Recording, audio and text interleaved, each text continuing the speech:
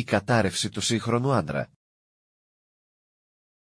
Οι δύσκολες εποχές γεννούν μεγάλους άντρες και οι μεγάλοι άντρες κάνουν τις δύσκολες εποχές εύκολες. Οι εύκολες εποχές με τη σειρά τους γεννούν μαλθακούς άντρες, οι οποίοι κάνουν τις εύκολες εποχές δύσκολες. Αυτός είναι ένας γνωστός κύκλος που εναλλάσσεται από φαύλο σε ενάρετο. Αν έχεις μάτια που μπορούν να παρατηρούν, και όχι απλά να βλέπουν, μπορείς να καταλάβεις εύκολα σε ποια φάση μετάβασης βρίσκεται η ελληνική κοινωνία και γενικότερα η Δύση. Θα αναρωτιέσαι ακόμη γιατί να συμβαίνει αυτό. Θα περίμενες ο άνθρωπος να διδάσκεται από τα λάθη του και να μην επαναλαμβάνει αυτοκαταστροφικά μοτίβα. Η απάντηση όμως υπόθηκε λίγο πριν και λέγεται ευμάρεια και καλοπέραση. Ο ανθρώπινος νους είναι φτιαγμένος να ξεχνά γρήγορα τα δυσάρεστα και να εστιάζει σε ό,τι τον ευχαριστεί. Αυτή είναι η μία όψη του νομίσματος. Στην άλλη βρίσκεται ο καταναλωτισμός και τα συμφέροντα που τον προωθούν. Αν θες να μάθεις την αλήθεια, ακολούθησε το χρήμα, λένε οι Αμερικάνοι και έχουν δίκιο. Ένας άντρας που έχει το βλέμμα στραμμένο στην κατανάλωση, αφενός είναι ακίνδυνος και αφετέρου συμφέρει γιατί ξοδεύει. Αν σου ακούγονται όλα αυτά παράξενα, μπορείς να αρχίσεις να παρατηρείς κριτικά ότι συμβαίνει γύρω σου και όχι απλά να βλέπεις. Σε πολύ λίγο θα σου αποκαλυφθεί μια τρομερή αλήθεια. Η δυτική κοινωνία είναι σάπια μέχρι το μεδούλι και σε πολύ λίγο θα καταρρεύσει με πάταγο. Θα αναρωτιέσαι τώρα ποια είναι η θέση της γυναίκας σε όλο αυτό το παιχνίδι. Είναι τελικά αντρική υπόθεση ο δρόμος που θα ακολουθήσει μια κοινωνία ή όχι? Η απάντηση δεν είναι τόσο απλή. Το φορτίο που καλείται να σηκώσει ο άντρας είναι ασύγκριτα μεγαλύτερο σε σχέση με αυτό της γυναίκας. Αυτή δεν είναι μια δήλωση μισογυνισμού και δεν υπάρχει καμία διάθεση για κοκορομαχίες. Η ίδια η φύση πρίκησε τα δύο φύλλα με διαφορετικές αρετές και ικανότητες. Η φύση έκανε τον άντρα ανθεκτικό στην πίεση και την ένταση, τον εφοδίασε με ορμόνες που τον κάνουν επιθετικό, εναντίον των απειλών, και ικανό να παίρνει ρίσκο και αποφάσεις όταν το πράγμα ζορίζει. Αντίθετα, οι γυναίκες είναι πιο ευαίσθητες και λεπτεπίλεπτες με υπομονή και στοργή, εφόδια που τις κάνουν κατάλληλες για τη φροντίδα των παιδιών.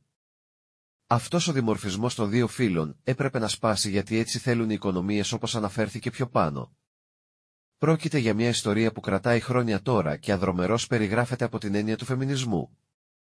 Ο φεμινισμός ξεκίνησε αρχικά σαν ένα κίνημα με σκοπό την ισότητα μεταξύ των δύο φύλων, γεγονός όμως που έχει κατακτηθεί εδώ και δεκαετίες στη Δύση. Σήμερα ενισχύεται στην ακραία του μορφή δαιμονοποιώντας την αρσενική ενέργεια και έχει μετατραπεί σε ρητορική μίσους εναντίον των αντρών. Οι συγκρίσεις που γίνονται μεταξύ των δύο φύλων είναι τουλάχιστον ατυχείς, αφού συνήθως περιγράφουν την ευμάρεια των σημερινών αντρών και την κακοπέραση των γυναικών της δεκαετίας του 50. Είναι προφανές πως και οι άντρες στη δεκαετία του 50 είχαν τρομερά δύσκολες μέρες σε σχέση με σήμερα. Όλη αυτή η ρητορική έχει οδηγήσει τη νέα γενιά αντρών να παρακολουθεί παθητικά τα γεγονότα, μη τολμώντας να αντιδράσει διότι θα κατηγορηθεί για τοξική αρενοπότητα. Ποιος άντρας όμως, άραγε είναι τοξικός? Τοξικός είναι ο θηλυκοποιημένος άντρας και θα το καταλάβεις αμέσως. Τα χαρακτηριστικά του άντρα αξίας είναι η σταθερότητα και ο έλεγχος του συναισθήματος. Η βαριά σκιά που τον ακολουθεί και μιλά για αυτόν, πριν καν μπει στο δωμάτιο. Ο αρενοπός άντρας έχει αρσενική ενέργεια, μιλά λίγο και πράττει πολλά.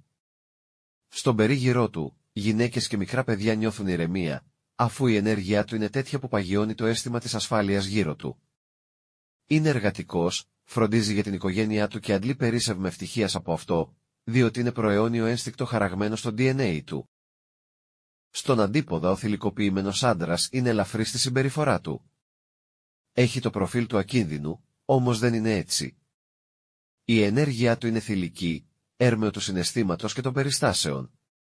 Σε συνθήκες κρίσης δεν εμπνέει καμία εμπιστοσύνη και θα το βάλει στα πόδια.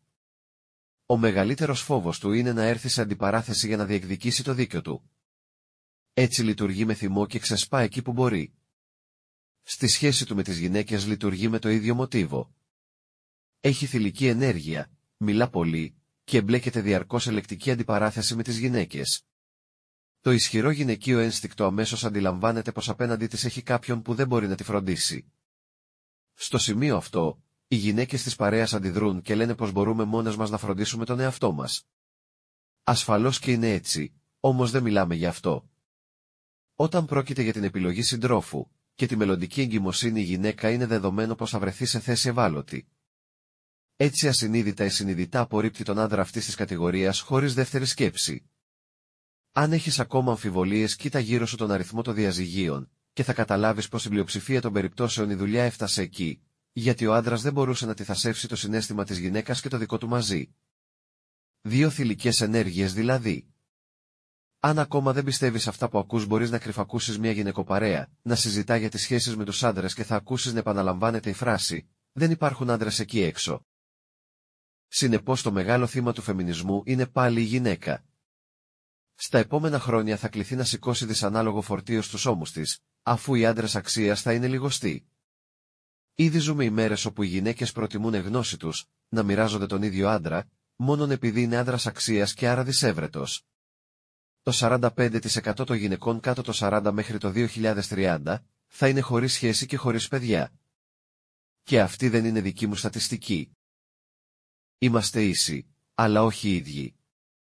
Αυτή είναι μια πραγματικότητα που όποιος την αρνηθεί, αρνείται τη φύση και τους νόμους που τη διέπουν.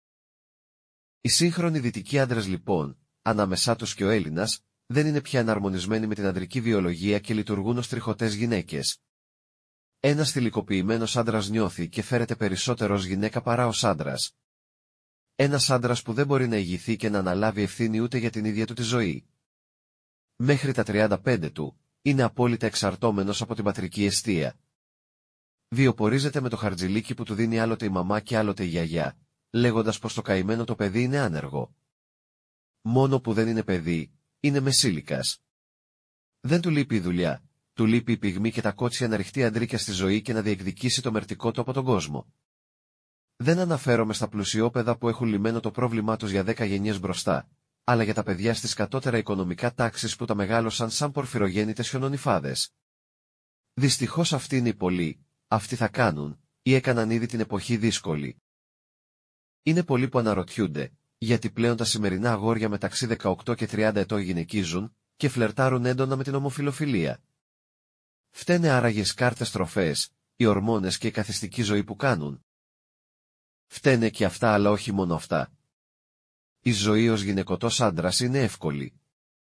Δεν θα σηκώσεις το βάρος κανενός. Θα σηκώσεις το βάρος άπαξ, τη μέρα που θα λανσάρεις τον εαυτό σου ως αγορίτσι. Έπειτα όλα θα είναι ευκολότερα για σένα, αφού πλέον οι κοινωνίες αποδέχονται και δεν κρίνουν. Ο γυναικωτός άντρας θα κάνει γυναικείες δουλειές και δεν θα έχει κανένα στην απέτηση από αυτό να ηγηθεί στα δύσκολα. Θα έχει φορέσει το μανδύα του ελαφρού, αυτού που δεν λερώνει τα χέρια του, αυτού που είναι δελικάτος και λιμάρει τα νύχια του. Θα έλεγε κάποιος πως είναι δικαίωμα του καθενός να λειτουργεί όπως λειτουργεί. Η ζωή και η πραγματικότητα όμως έχουν άλλη γνώμη. Οι εποχές εναλλάσσονται από εύκολες σε δύσκολες. Τότε θα κληθεί ο άντρας αξίας να καθαρίσει την μπουγάδα. Τότε γυναίκες και αγορίτσια θα τρέξουν πλάι του με τρεμάμενα χείλη ψελίζοντας, κάνε κάτι να μας σώσεις. Και θα κάνει, γιατί είναι χρεός απέναντι στον εαυτό του και την εξέλιξη της ζωής. Γιατί είναι άντρας με βαριά σκιά, με ενέργεια αρσενική, όπως προτάσει η φύση και η ζωή.